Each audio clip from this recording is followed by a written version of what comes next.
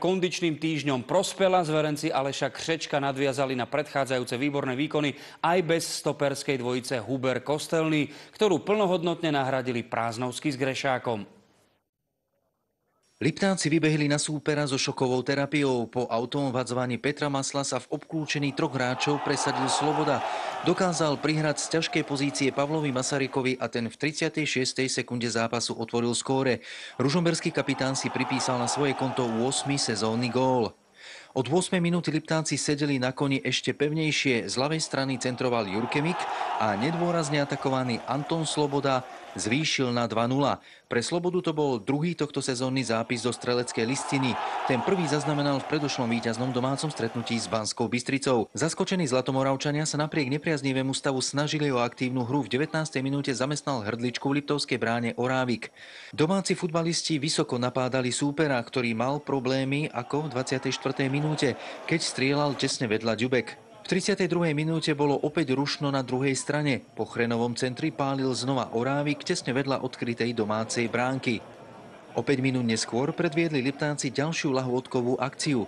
Aktívny Skalák sa šikovne uvoľnil cez Majerníka, odcentroval na nepokrytého Masaryka a ten takmer pridal ďalší gól. V 38. minúte ukážkovo zabojoval Hoferica.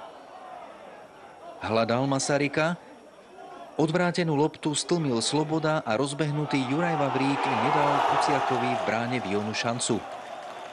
Reprezentant do 21 rokov si po dvoch góloch privezených z Lotyšska otvoril aj Corgonligový strelecký účet.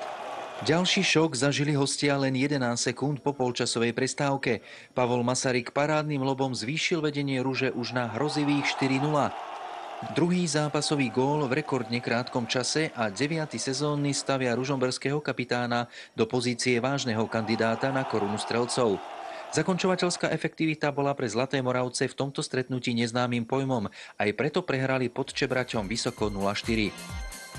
Ružomberčania sa tešia z peknej série, veľavravné celkové skóre 8-0 im pomohlo k 3 víťazstvám. Pavol Masaryk dal polovicu z 8 gólov.